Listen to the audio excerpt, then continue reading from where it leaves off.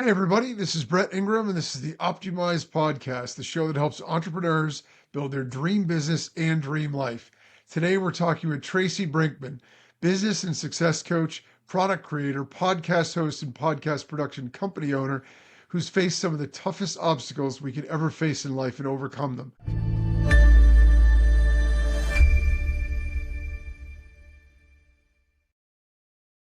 I'm super excited because I think he's a testament to the power of the human spirit, and we can all use more inspiration, especially nowadays. So, with that, welcome, Tracy, and thanks a lot for Hey, joining us. thanks so much, Brett, man. I appreciate you having me aboard. Yeah, I'm super excited to talk to you. So, I have a lot of stuff that I want to ask you, a lot of things I want to talk to you about. But can we start off with your background? You've gone through some really horrific things. Can you share with us, if you don't mind, some of the challenges that you faced and how you got through Oh my goodness. Do we have enough time? Tell you what, I'll give you the cliff notes, and if we want to dig in anywhere, we can certainly do that. I always start with I'm the proud son of a 23-year lifer in the military, and that becomes, as the story unfolds, it becomes relevant. But we settled into Southern California after living most of my life in a very structured environment. Obviously, military, things go a certain way, and my father was about the same way. And when he retires, retire into Southern California, probably the least structured place on the planet, let alone in the United States. And so I started testing the boundaries and having fun and doing crazy, maybe even stupid things. And to right size the ship, I joined the service. Went and served 6 years and had a great time. When I got out, I went back to Southern California. And to set the timeline, this is all about, if anyone has seen the movie Blow with Johnny Depp, same timeline, same area, right? That beach you saw him on, I used to surf that beach. So that kind of sets the playing ground here. And I started a little programming company, and I was doing database programming for preferred provider organizations. Landed a big client, getting ready to go out and celebrate. But while I was out there celebrating, I was stressing, how am I going to get this? How am I going to get this big project done? And someone introduced me to speed, methamphetamines at the time. And I got a lot of work done. Let's just put it that way. Which is all well and good. However, we all know the insidious side of drugs. It started the downhill slide. And my entrepreneurial spirit took hold, and I started selling to support my habit. Then I started enlisting salespeople into my sphere of influence. And it got to the point where literally 5-0, the police kicked open the door to my condo, which was a wake-up call. And luckily, I wasn't there when that happened. However, I was there for the aftermath and got in there, and there was the police tape, and I went in, and it's just like in the movies. This is no joke. Furniture is tipped over, clothes are thrown everywhere, Fruity Pebbles and instant potatoes are poured out as they're looking for things. They didn't find what they were looking for, thank goodness. However, while I was trying to, clean up the aftermath, there was a knock on the door, and two detectives were paying a visit, little follow-up visit. And let me back up real quick. So this would have been a Sunday that the story is at right now. The prior Thursday, I went out with a friend to a local shooting range, and we were firing his guns, and I did not own any. As we were leaving, I wanted to return to go, fire off a few more rounds. And so I asked him, can I borrow your weapons? Sure, no problem. So he gave me two of his weapons, and I put them in a briefcase I always kept around with me for obvious reasons, right? So mind you, let's go back to Sunday morning as the detectives pay their, hey, are you Tracy Brinkmann? Yeah, sure am. Well, we got a report of this. Can you show us your ID? Sure. It's in my briefcase. Not thinking about what else is in there, right? I'm just like, oh yeah, let me show you who I am, trying to be the upstanding citizen, which I wasn't. Anyway, so I go, hey, let me go get this. I open up the briefcase, and, you hear, gun, and get tackled and, restrained, and I don't blame them. If roles were reversed, I did them the same thing. So they take me downtown, And quick sidebar. You ever notice how amazing it is? They're always nice enough to give you a ride downtown, but they never give you a ride back home. Anyway, so they asked all the right questions, which was the scary part. But they didn't have anything to hold me on. So they let me go, I don't know, 8 to 12 hours later. And I'm walking home and I hear my dad's voice in my head, family first, family first. That's a lesson he had always pounded into me. Sidebar, I had a 3-month-old daughter at this particular point in time. So now it's not my life I'm jacking up anymore. I'm potentially ruining someone else's life. So when I get back home, I pick up the phone and, Mom, Dad, I need to talk to you. And it's not a conversation I want to have on the phone. So luckily for, having some amazing parents and a brother from another mother, I stepped out of that life. I mean, I had to completely pull myself away from that, which if anyone is going through that and you're listening right now, or you know someone that's going through that, I would urge them to do that same thing, right? You can't extricate yourself from alcohol, drugs, whatever vice is pulling you down and still swim in the same pond. That's my personal experience. Maybe others have different opinions, but that's my personal experience. So I completely removed myself away from everyone in that lifestyle. And, started rebuilding myself. Now, mind you, once I cleaned up my body, I could have stepped right on out there and started doing programming all over again, but I had taken this really tough kick to the head emotionally and had to rebuild my confidence, right? This comes into that whole where we got to do the inner work to be able to provide outer work for folks. And I didn't feel I was ready. I did not feel, I guess it was probably fear. Maybe it's one of those, hey, didn't I just see you downtown doing lines off the counter? Anyway, so I started doing like day jobs. I mean, working in a warehouse, doing accounting services, Kelly temporary type services to build my confidence back up. And when I finally felt confident enough, I stepped into the corporate world instead of entrepreneurship. And that started my corporate journey through Coca-Cola and Home Depot and, David's Bridal and Victoria's Secret. I mean, all the big names that people are lucky enough to work for. I've been lucky enough to work for a number of them. Inside of that comes 3 roller coaster dips in my life. But dip number 2 comes, obviously we just talked about dip number 1. Dip number 2, my second daughter is born, but she's born a month early and has a distended abdomen, needs a liver and small bowel transplant. Again, I'm compressing this for you. So, in the first 3 months of her life, she had 6 major operations just to get her stable. And they finally did that. It was all about, we need to do a liver and small bowel transplant. That started my speaking career. I'm talking to everyone on the planet that would listen, and probably a few that didn't want to listen about the benefits of organ donorship. Sure. I even was flown up to a convention of doctors and nurses who, I don't know, it was about 1,500 people there. And I was one of the parents saying, hey, you guys, because it's on them if you have a loved one who could be an organ donor who's just passed away or is about to be disconnected from the machines. So it was my job to stand up there as a father of someone who needed those organs to help move them to have that tough conversation. And so, anyway, sadly, 18 months go by and Krista, his health is deteriorating and we're in the hospital. She's up in the hospital in Pittsburgh at the time. And I'm flying up there from Atlanta where I worked at Coca-Cola headquarters on the weekends. And she was up in Pittsburgh because that's where the experts of that particular type of surgery was. Okay. And one weekend, I'm flying up there, and any parent will relate to this. When there's something wrong with your child. Something inside you says, but that's just not right. And, she's just about 18 months old. I walk in and I'm unable to make her smile. She can't giggle. And she's just always a great, joyous child to be around.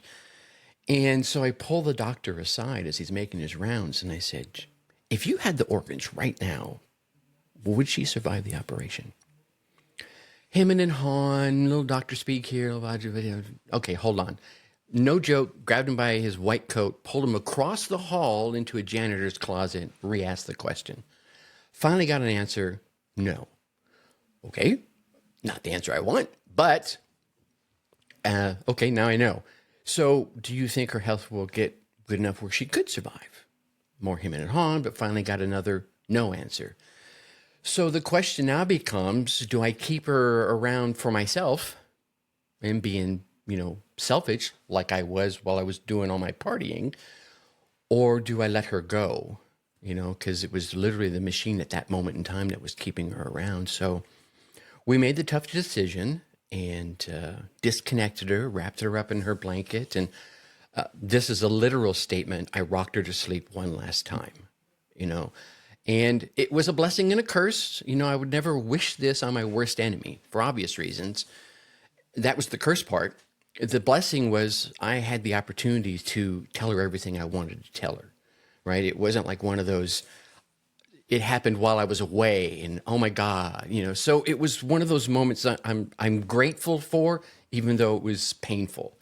And, I thanked her for everything she had taught me and all the things and promised to do better to make her proud. And that started my personal development journey because I could have slipped back into the abyss of drugs or any other vice to cope.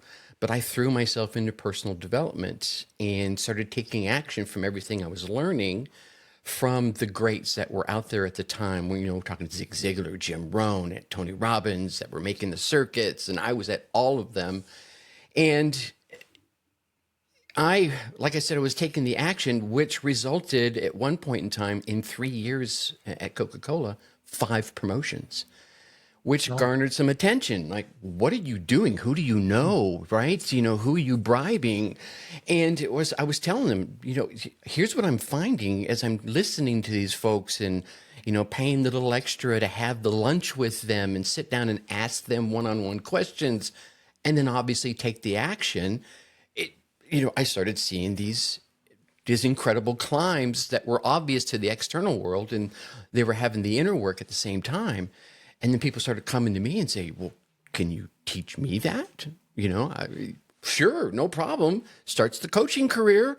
And, the third dip came quite a few years later, where I was married to someone I'm just not compatible with. That's the pleasant way to say it, right? But again, I had my dad in my ear, family first, family first. So I stuck it out until my youngest daughter graduated high school.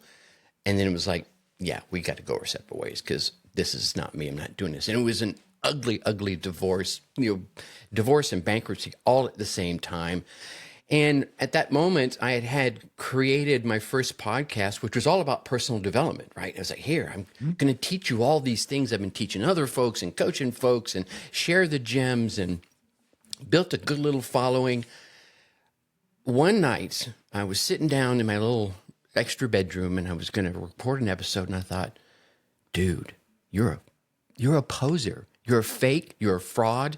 You're getting on the microphone and you're telling all these folks, here's what you need to do to have an amazing life. Meanwhile, you're going through an ugly divorce, bankruptcy, all these things. So I hung up my headphones because I felt like a fraud. That imposter syndrome that we all face. I had all the accolades. I did all the great things, but I still felt like it. And spent the next couple of years with the inner stuff, going back in and cleaning and shoveling and, correcting everything. And then again, picked up the microphone again with the latest podcast. The other one is still going. I wish in hindsight, and I know this now through, learning and having the right mentors in your life, I should have kept talking and just, opened the curtain and said, exactly, here's what I'm going through. I totally get it. I'm just like you, which I am. Right? I was just maybe going through another one of those dips in life while everyone else is like, and they probably would have appreciated it a whole lot more. I know that now. So as I go through struggles in my current life, I just go ahead and share. It's a bit cathartic. Maybe it's, even a little self-aggrandizing, but it works because people are like, oh, damn, he gets it. He's going through it, or he just went through it. That was a long-winded answer, but it kind of shares some of the big dips I've gone through. Yeah, I appreciate it. I mean, I was captivated. I find all of that just fascinating. And first off, I mean, obviously, I feel terrible for your loss there, but I also am so amazed and impressed with, first of all, how you handled the closure of it, and then also how you were able to take that and turn it into something positive. Because I think Hmm. we can't go through our lives trying to avoid difficulty, struggle, problems. It comes for all of us. Yeah, It's how we react to it. It's how we what we come out of the other side of that with. If we let it defeat us, then we lose, and all of it's 100%. for naught. If Yeah, we 100%. stand up and we say, you know what, I'm going to take what I learned here and I'm going to share that, I'm going to help other people, I'm going to help myself, then that's where the real power and strength comes from. And I love the fact that you shared the idea about when you were going through the toughest time with the podcast too, how that made you want to shut it down, when in reality what you should have done was lean in. Yeah. Because I'll tell you a story. When I was going to start mine, being a 17-year entrepreneur, I've been in digital marketing. I built a successful business, and I still struggled with the idea of starting because I believed to do it, I had to have all the answers. I had to Hmm. come on the microphone and tell everybody, well, this is how you do this, and that's how you solve this problem. And then one day, and I don't even know why, a light bulb went off, and I said, I don't need all the answers. All I need to do is discuss the process, Yeah. share what I'm doing, share the ups, share the downs. That's Hmm. what makes you real. That's what makes people realize, hey, this is a real human being. Look, if you want to be a bodybuilder and you go on Instagram and you see these photoshopped images of these people that are totally jacked, it's so unattainable that you Yeah. say to yourself, okay, well, yeah, that's impressive, but I could never be that. So are they really going to be able to teach me anything? I mean, are Yeah. their diet tips going to help me become the next Arnold Schwarzenegger? Probably not. When Hmm. I see somebody who says, look, this is what I looked like 6 weeks ago, this is what I look like now, I'm still not where I want to be, but look at the improvement. Yeah. Okay. All right. You got me, because Yeah. I'm now in. I want to do the same kind of thing. And Hmm. so that's what I said. And I said, I got to bring people on that have more answers than I've got, different perspectives than I've got, share what I know. And I think that's so powerful. And I think it's something that holds so many people back because they feel like they got to have all the answers to do anything. And you Yeah. And don't. I think one of the challenges with that, and you coach folks too, don't you? Yeah. Yeah. Yeah. I think one of the biggest challenges is I might even have the answer to your question, but it might not be the right answer for you right now, right? Because my answer is going to be based off my knowledge, my experience, and what I think. You may have a different set of scenarios where it's like, yeah, that's a good answer and it works for a lot of folks, but in my particular situation, yeah, not so much. Whereas if you give the answer and then add in, like you were talking about, the process, or give the process that led to your answer so they can go through and say, at that point in the process, I would deviate a little bit. So my answer is going to be slightly different. Then you're educating them and then helping them understand the gap between what your answer would have been or what your answer ended up being and what their answer could be. Does that make sense? Absolutely. And I agree. I mean, I think that, look, the best plan in the world is not going to execute exactly the way you've got it set up every Mm-hmm. single time you try it in every scenario. But if you have a framework, you can work on that and then you can make the adjustments that make sense for you. Right. It's why I always tell people you are better off to get started, because what you're going to find is most of the plan is going to get thrown out the window anyway once you get going, Yeah. because you're going to have to iterate on the fly. Things that Exactly you right. thought were going to work don't play out the way you thought they were going to. So, Yep. and that experience is the best teacher. When you go through that process yourself, you make those adjustments, and that develops your own skill level to be able to do it again and again. And I think It's amazing how all that stuff is sort of interconnected. So, so what role do you think mindset plays overall in life and business? I mean, obviously we've discussed Ooh. already how significant. Yeah. I think it's probably number two, right? Because you can sometimes get past the mindset if you're willing to take immediate action. But what allows you to take immediate action? Your mindset. It almost becomes this, self-defeating or self-improving circle. And I think one of the things that really changed for me is I was sitting at one of those Anthony Robbins events, and it was 3 days, and it was the third day, and he was about ready to wrap up, and it was this huge auditorium in Atlanta, Georgia, and there was probably 2,500 people there. There may have been more, but I don't want to over exaggerate it. And he turned the house lights down, and there was this solo spotlight on him. And most of the time, the house lights were always up. He didn't want to be the center, although, he pulls the attention. It's just his ability. But it was Yeah. all on him. And he was like taking you through this exercise of visualizing what you want. And, close your eyes and do the whole thing.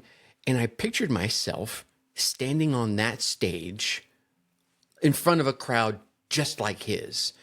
And the reason I was going here is because my mind was saying, yeah, you can't do that now. But and then the other side of my head says, but I could, right? That's the thing going on in there. It's like, well, yeah, right now I don't have the skills and I don't have the information to pull in enough of those people, but I could, right?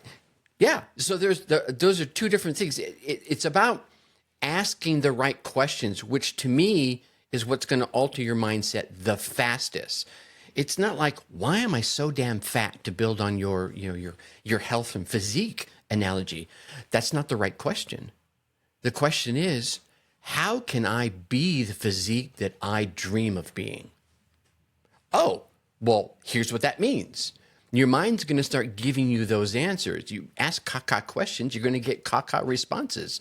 You ask golden populated questions, you're going to get those golden nuggets of like, what? I'm going to start changing. Your mind doesn't know the difference between what's real and what you think is real. Sit on that for a quick second, everybody who's listening. The difference between what's real is just how you perceive it.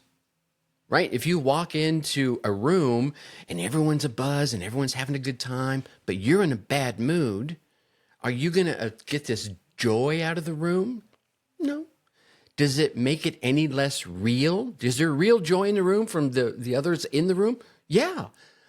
But what's going on inside you, between your ears or in your heart, is going to alter your perception of what's real, which makes it real for you. Does that make sense?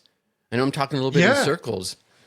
No, it 100% does. I mean, I think of it, if you just bring it down to a basic thing that we see in society today.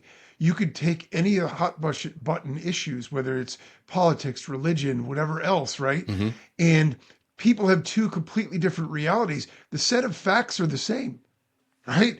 I mean, reality is what it is, but Yeah. there's two completely different belief sets about different things Mm-hmm. because of your frame of reference. And so, what's fascinating about it is, I also am a big believer in the power of questions, because I think if you allow yourself, and I think this is where we stumble sometimes, is if we let our mind go on autopilot, Yeah. a lot of us deviate toward negative. So Mm-hmm. we start to pull ourselves down and think about negative things. If you have that deliberate intention of asking yourself empowering questions. I talked to a kid yesterday. I did an interview yesterday. Guy's 20 years old. Okay. He's got the most enthusiasm I've ever seen of maybe anyone I've ever talked to. He's over the moon. He's got all these ideas. He's got all this creativity. He doesn't know any better other than to think about life as a possibility. Right. Anything he thinks about, he wants to do, he just runs. And I was so blown away by that, because I said, as we get older, a lot of times we have a tendency to get smaller. Mm-hmm. We start to limit ourselves and say, well, I can't do that. That's not where my expertise is. That's not my strength. I was told I'm not good at this. And so we start to become less and less brave about the things that we'll try. And this guy is just like, I want to try that. I'm going to go do it. I'm an artist. I'm a musician. I'm an actor. I'm doing this. I'm doing, and he's got like, and he hasn't arrived yet from an external perspective of like success, but he has because his mindset, he's already got Yeah, total control of. He believes he's going to accomplish every single thing he sets out to be. And I'm dying to see where he is in 10 years. Because I 100%. can imagine he's gonna rock the world. He totally Yeah. is, no doubt in my mind. And I think it's a super powerful lesson there for sure. So let's talk a little bit about from a business standpoint, right? Mm-hmm. One of the biggest challenges that every entrepreneur faces is time. There's never enough time to get everything done. There's never, we always feel like we're on the hamster wheel and we've got to be able to get. How can we stop trading hours for money as entrepreneurs? Oh, well, I'm going to be a little argumentative here with you. I think there is enough time, but it's how we're allocating it quite often. Give you an example. Young lady, parent, mother of three, wants to create a course, about meal prep. She's learned all these great tricks and tips for moms when it comes to meal prep and keeping things running in her household. She worked, her husband worked, so obviously they're limited on time. And so she through necessity created these strategies about keeping fresh meals and not buying a whole lot of processed stuff because she didn't believe in it, the values and her mindset, and still wanted to have time with the kids. So she didn't want to take away. So how do we balance this? And she managed it, and she started seeing folks coming to her and saying, "Well, how did you do that?" Well, let's turn that into a course. Oh, I don't have time for a course.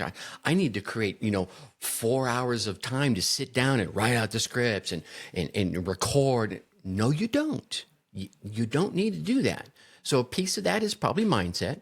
You don't need these massive blocks of time. You need to find these little spots where you can peel something out that you're probably not being very productive with and put something in there that you do want to accomplish. Now, you're going to have to prioritize everything so that you have enough time to get done what you want to get done. Because here's the thing, ladies and gentlemen, you will always get done what you want to do, not necessarily what you need to do to reach what you want. Two different things. I want to sit down and Netflix and chill for 3 hours, right? Well, there's 3 hours right there. You could pick. But I understand. We all want to chill. I do it too. I relax and chill with my wife and my daughter, and we just kind of meld. Okay, well, let's take 20 minutes of that and accomplish a task on your to-do list of things that will take you one step closer to your goal. That's it. 20 minutes.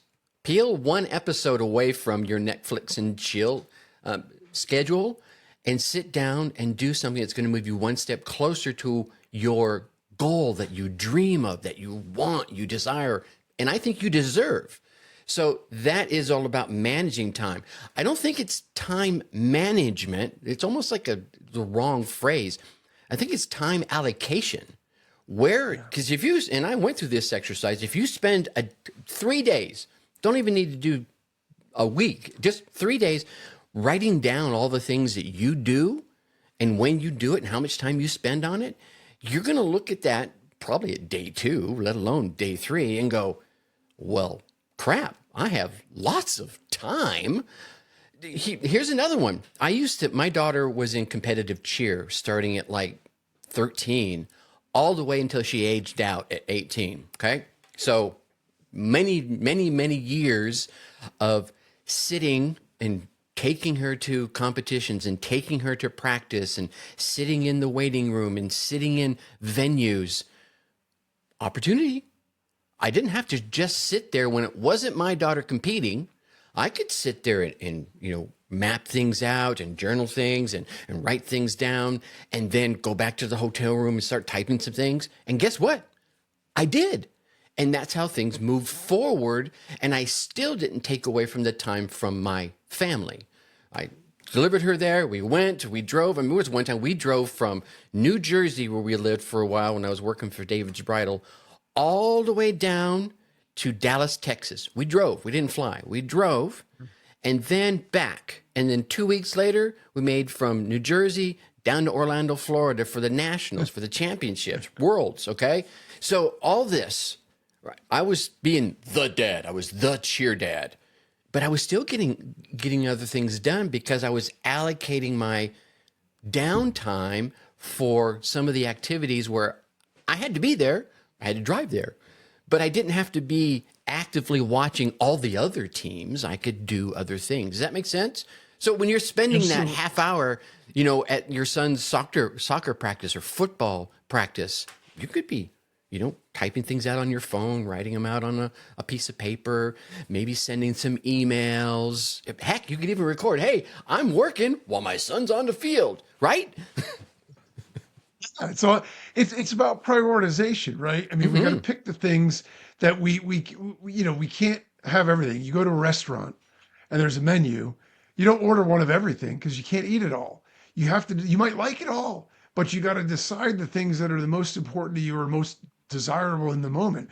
When I started my digital marketing career, I'll tell you the backdrop of that real quick. I was already a dad, so I had young kids at home. I was working full time. I was going to graduate school at night, 2 days a week into New York City. I live in Connecticut, but I had to train in and all day Saturday. I was a few months away from graduation and I was going to be a consultant. And I won't get into the full story, but I had a light bulb moment where I said, I don't want to do that. I'm going to be living out of airplanes and hotels and creating a lifestyle for my family that I'm not going to be there to be involved in. I want to be present. And so, in that as the backdrop, I decided to start a business. And so, what I did is instead of getting into the office at 7:30 to start my day, I get in at 6:30. And I spent that hour in the morning doing research for my business. I was coming home on the train at night, exhausted at 11 o'clock at night after working a full day and going to class for 3 hours. And I was working on my business.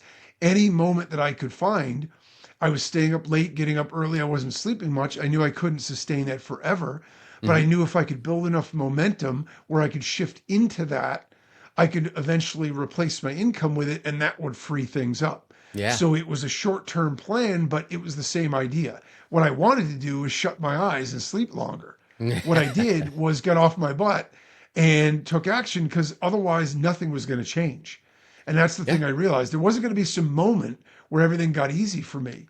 I was going to need to find a way to make it happen. And so to your point, I 100% agree. I think we sometimes need to be able to streamline and focus on what our real priorities are and what matter to us and invest our time in those things. And so I think that's a really powerful concept. So Here's before we jump in there. yeah, Here's sure. here's a thought for everyone. It's gonna have to be uncomfortable, or it's going to be uncomfortable. Period. Let's just own that up front. The question is, do you want to be uncomfortable now?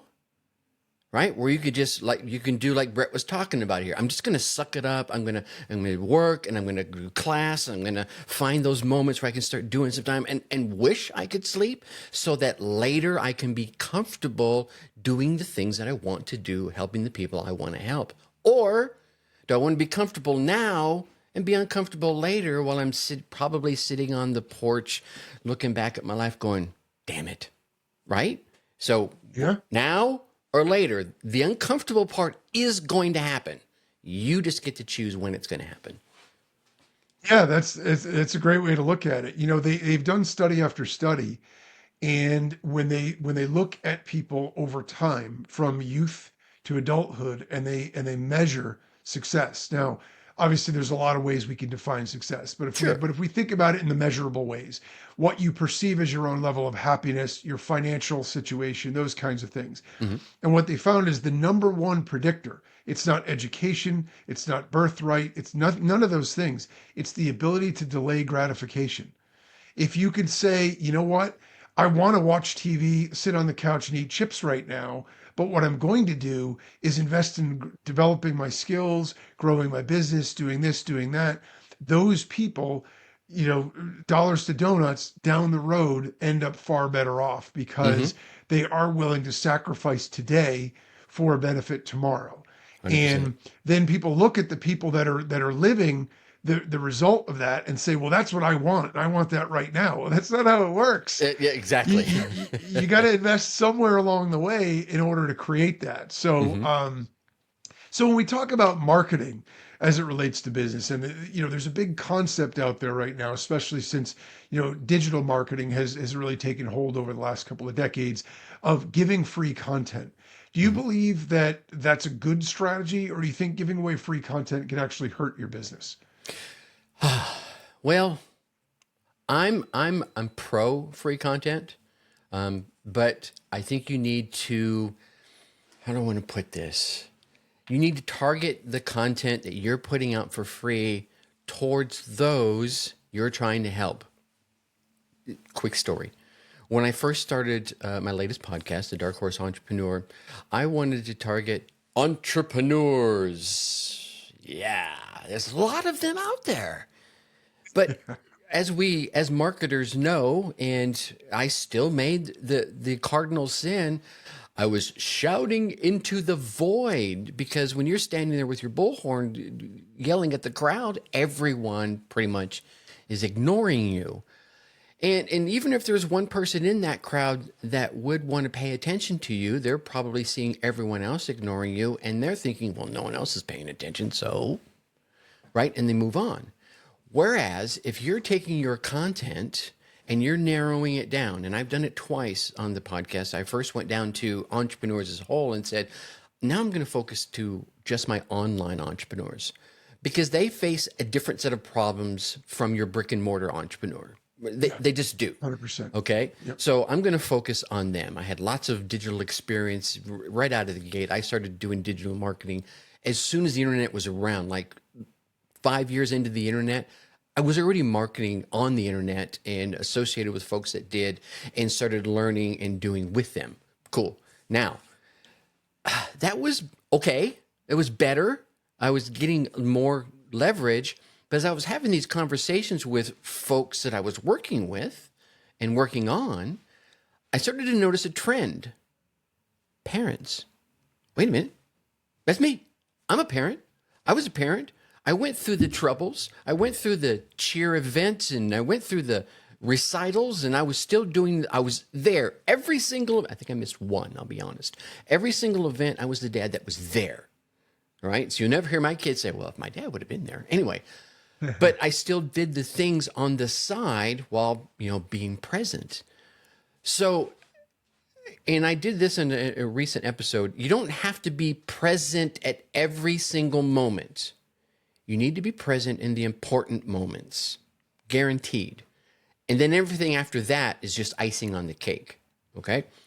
So that's when I narrowed down to my parent entrepreneurs, those folks that are out there grinding away at their 9 to 5, that are dreaming of their side hustle, much like you were talking about, to either augment their financial abilities or to break away so they could stand on their own 2 feet without some sort of corporate influence in their life, the overlord. And then it was like content became cake because I was like, I know what you guys are really troubled with. You're trying to figure out how to create a course during nap time. So we came up with 15-minute strategies. And people are like, what? This is amazing. Here's the real deal I find. And I'm a victim of this. When you sit down to do something for 15 minutes, do you only spend 15 minutes on it? Generally not. Generally, you spend a half hour, an hour, maybe an hour and a half. The key is you reduced the resistance by thinking of it. We're coming full circle back to mindset by thinking of it as a little tiny 15-minute task. Oh, well, that's easy. I could do that. 15 minutes. Once you get into it and start doing it, and hopefully it's something you like doing, obviously, you just keep going. And you an hour and a half later, you're like, wow, look how much I got done. And so that builds your confidence and opens up your comfort zone a little bit more. So the next time it comes up, oh, it's time for my 15 minutes. You're going at it with a completely different viewpoint. You with me?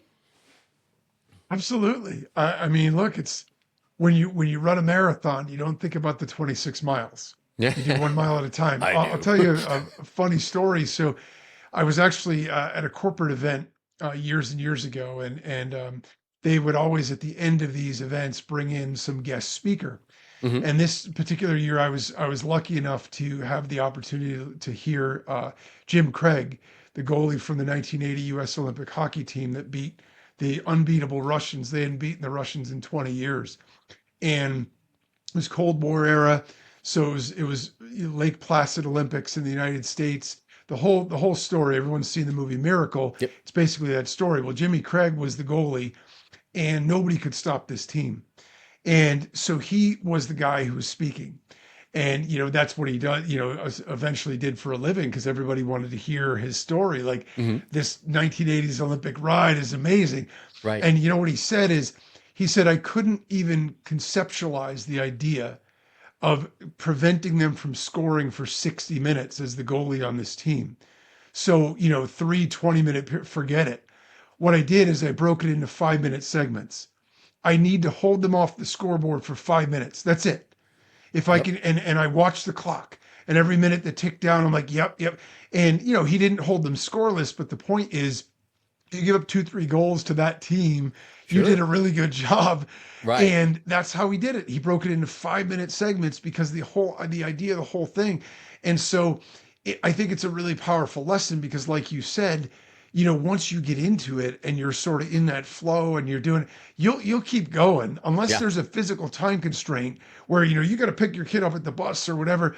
You're going to go Exactly. beyond what you were doing anyway Yeah. because you're enjoying it now. You've gotten into it. You're excited about it. You're starting to build that momentum.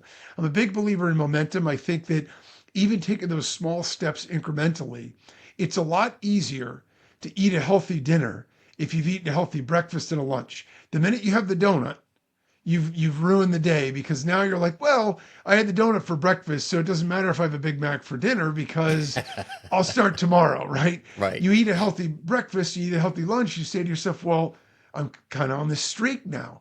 You hit the gym 3 days in a row, you don't want to miss it that fourth day because you're on a streak. Right. And so I think that's a super powerful concept that we can use to our advantage if we're intentional about it. So, in Hmm. terms of strategies from a marketing standpoint, are there particular strategies that you recommend or you think entrepreneurs should engage in? Well, I guess that's a pretty broad question. Is there Yeah. an arena? I mean, so Well, here, let me tell you a strategy well, that I do yeah. use. Let's start there. On Facebook, very popular platform for everybody. Pretty much everybody is on it, even a little bit. Is I'll put in there pieces of content that I think are very important. So this comes back to the free content question you were talking about. And I'll put in, and it's usually inspired by a podcast episode, maybe a guest I've had on. And it's like, wow, what a great idea. Let me turn this into, and it's just 3 to 5 minutes, right? It's just a little lesson that someone can just consume really fast while they're doing whatever. They're scrolling. I'm not sucking up, 30, 40 minutes of their time. And I get it. My podcast does the same thing. But it gets to it. It says, hey, here's who I'm talking to. I mean, the video will start off with a quick hook, and it's not a clickbaity hook. It's a here's who I'm talking to. I call it like a dog whistle, right? All right, all the dogs are come running to me because that's who I don't care about the cats. I don't care about the weasels. Here's who I'm talking to, and here's what I'm going to teach you in the next few minutes. Got it. And if they're not interested, they're out, right? They just move on. Cool. I'm not that person, and it's not a lesson I want to learn. Then I get into the meat, give them the goods, and if just a couple of minutes, and then hey, if you'd like to learn some more, check out the podcast. I have shifted more to from pushing them to the podcast to a newsletter because I want to get their email. I'm a big proponent of the email marketing metrics because if I have 500 people on an email list, I can send an email saying, hey, new podcast episode out. And those that listen to podcasts, which on my list is about 44%, will go click and they'll go listen. Or they won't click, they'll just open up their app and say, oh, Tracy's new episode's out, let me go listen to it, right? So that means I'm going to get that extra spike at the drop.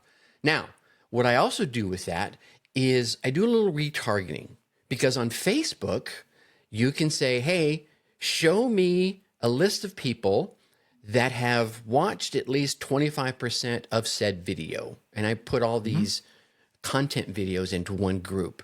So, right? So show me all the people that have listened to 25% of any of these videos. Now I can use them if I'm going to be put out the next piece of content and target them to go listen to it. Now, what you can also do is you can do lookalikes. Let Facebook's algorithm do the work for you. You're not as smart as all those geniuses down there in Palo Alto that are building these content pieces or these algorithms. Let it work for you. And it's brilliant. I was lucky enough to get in on the early days, and I learned this lesson early, and I learned it in an e-com environment where I was saying, hey, here's this great item, right? And it was, deer wear. And then I would say, okay, now here's all the people that are interested in it. They watched 25% of that. Then I would hit them with another video saying, hey, we're offering 10% off, or we're offering 25% off because anything under 20 people aren't listening to. And then anyone that got 25 that watched 25% of the more and didn't click through, I could do one last one to them later on and say, hey, this is getting ready to end. You might want to jump on this, right? So you can stack those things and learn those things. And then just all you have to do is when you have it set up of here's the piece of content. Now show this next piece to the folks that watched at least 25% of the other one and create a lookalike group of this one. And then now create a lookalike group of this one, and then just keep cycling that. The beginning of the funnel, you could put, and right now, I could show it to you, $1 a day to just keep dripping new people in at the beginning of the funnel and let the algorithms do all the extra magic for you. I'm sure I could sit here and pick, all right, I need to have people 25 to 54, and they need to have a mom and a dad, and, they got to have disposable income of this, and oh no. Yeah, but how many people would I miss that from an algorithmic standpoint don't fit the criteria that I set up, but are still a perfect viewer, a perfect potential customer? Maybe they don't own a home. Maybe they don't. I have lots of entrepreneurs that I work with that listen to the podcast that aren't parents. Because just because I target parents doesn't mean you as a non-parent aren't going to get value, right? So the algorithms do that for me, and I don't spend inordinate amount of money because I said focus on these guys, and they're like, I'm not getting that. You follow me? So let some of the tools that are out there do the grunt work for you. And then, you can go in there and fine tune things, but does that answer the question well for you? I love that. It's a great strategy, and it's very detailed. So I think it's something that's super actionable. I also, love the idea of using that leverage, because the fact of the matter is we always want to put people in buckets, right? Mm-hmm. So, you've got these demographics, you fit in this bucket, so you're my audience. But people are more complex than that. People have, they behave in ways that aren't always rational based on what we think. And so if you have something that can track behavioral elements and then use that as AI to target and connect other people to your audience, you're going to find people that exhibit the same behaviors, which is far more relevant than your age, gender, income level. There might be generalities about your Yeah. market, but you're going to have kids listen to it. You're going to have adults that listen to it, senior citizens. So if you only focus on one specific demographic group, you by definition are going to be missing some of people that would want to hear what you have to say. Hmm. So yeah, I think Here's that's a powerful. share a quick story to kind of Sure. amplify this. So I started working with a client, oh God, about a decade ago now, and their niche is whitetail hunters, not hunters, right? Not deer hunters, whitetail hunters. And for those that don't know, white-tailed deer tend to populate what's called the Rust Belt in the United States, which kind of goes from Pennsylvania across the northern Midwest through, Wisconsin and Minnesota. And I'm in Wisconsin. And some of it goes down south as far as Texas. Okay. So this is a very niche group. And they have been doing it for quite a while. And I came on board and I noticed that they were focused on catalog, which this was a decade ago. It was dying out, but they were still making it work. And they had stepped into the Amazon arena.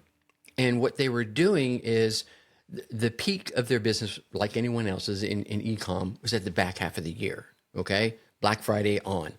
And so what they were doing is they were putting the catalogs out and showing their best stuff at the end of the year, coming out with new winter lines, which aligned with that peak of the year. And they'd see that big spike. But what they would do is they would pull back from Amazon, inventory and advertising. Well, not even they weren't even advertising back then. They were just pulling the post to support their catalog group. And I sat down, one of the first things I did, and they had done the previous year before I joined with them, $2.5 million in Amazon revenue, which, hey, right? 2.5 Yeah. million, I'm good with that. That's awesome. But they had done $45 million in their catalog. All right. So I was looking at the numbers and I would see this, Amazon would be doing this, and then boom, it would just nosedive straight down because they were pulling the listings in the inventory to support their catalog customers. And I said, here's what you need to do.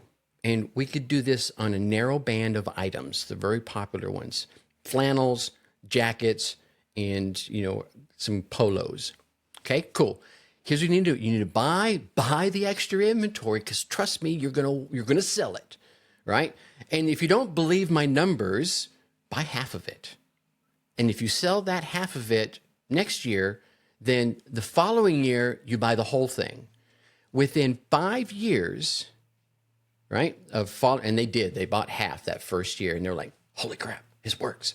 And the next year they didn't go all in, they did 3/4, and they still sold out, and they still had like 4 or 5 weeks left of the season. And like, you just went further in, you just buy it all, go ahead, do it. Year 3, they bought all in plus a little extra 10%, and they still hadn't hit the peak. Right? They hit the peak for their catalogs, but when it came to Amazon, they kept dropping out. 2 weeks left. So all said, 5 years later, dramatic pause, $50 million in Amazon only demand. So they exceeded what they were doing with their catalog demand, 100% plus a little bit more. And at the same time, their catalog demand still continued to climb 5 or 10% as a result. So they're being introduced to new customers, so they would get the catalog, and it grew their catalog at the same time. So it was this snake feeding itself instead of a snake eating itself. Here's the real twist that they didn't expect, and I wasn't ready for this either. When it came to some of their summer wear, it was very camouflage pieced, right? So you get cool board shorts with a camouflage panel on the sides and really cool stuff. It started selling like hotcakes on the West Coast and down in Miami. A target audience they would have never, ever gone after because they let the Amazon algorithm serve it to who Amazon's algorithm said, oh, these people love cool board shorts and love cool this. And they would serve it to, Tracy, who's getting ready to go out and do his board surfing for the day at Huntington Beach. Oh, wow. Yeah, I'm going to get a pair of those shorts. Yeah. And so, again, these algorithms will show you things that you were like, what? I would have never thought of that. They'll bring people and opportunities into your world if you'll just let them, right? Stop fighting it. And again, I'm not over proponenting some of these platforms because there's bad sides, but if you work with it inside your business or inside your podcast or whatever it is, inside your opportunities, you can be shown some things you might not expect. It's awesome. What a great story, too. All right. So, where can people find you, find your products, find your services, connect with you? The best place to go is going to be the website, right? darkhorseschooling.com. Again, I'm going to push them to the newsletter. We drop weekly marketing tips that I believe are relevant today because AI and digital marketing is changing so fast anymore. And I'm sure Brett will, he's nodding. It's very much changing. So we try to keep everyone up on top of things, giving them new ideas, teaching them the little nuggets here and there. So that would be darkhorseschooling.com/newsletter. Sign up. I'm not selling your name. I'm not trying to blow up your email box, trying to give you valuable tips. And of course, tell you when the podcast episode comes out. Awesome. Thanks for that. All right. I have one last question I have to ask because Hit I me. always do. And I'm curious to know what you're going to say. And that is, what's your number one tip for success as a business owner or an entrepreneur? Be you. That's an easy one for me. I see so many folks out there. They come into an event, they come into a mastermind, they come into a coaching meeting, or whatever opportunity is presented to them with the premise that I'm going to be Brett. I want to be Brett. I want to be Gary V. I want to be Alex Hermosi. Well, guess what, ladies and gentlemen? I hate to be the bearer of bad news. You're not Gary V. You're not Brett Ingram. You are you, right? Now, you can learn some valuable bits of information from all those aforementioned people, but you still need to do, and here's where the philosophy is maybe the closing statement. I'm going to go back to one of the very first, I'll call it philosophy books. It was really a martial arts book that I learned from in my early teens, and it's from Bruce Lee, and it's called the Tao of Jeet Kune Do. And inside of that has been a quote I have lived my life by. And most people know the first two lines, they don't know the last. And the first two lines are, absorb what is useful and discard the rest. Doesn't mean throw it away, just means you don't need it, put it up on the bookshelf. The third line that people forget about is, and add what is uniquely you. So wherever you go, you listen to a podcast, you go to a mastermind, you hire a coach, absorb what is useful. If you don't think it's useful, fine. Discard it, right? And then add what is uniquely you. And you can only do that by being yourself, by being vulnerable, by not hanging up your headphones when you're going through a troubled time, right? So that would be my advice. It's awesome. Great advice. I got to get that book too, because I haven't read it, but I always was a big believer in the way that he saw the world. So with that, it's just about time to wrap things up. I want to thank you so much again, Tracy, for sharing all your insights and great tips with us. Visit darkhorseschooling.com. And if you go to /blueprint, you can get the Side Hustlers Blueprint private audio series designed to help you turn your passions into a profitable venture. Thanks for tuning in, everybody. And as always, remember, no matter what you want from your business and your life, don't compromise, optimize.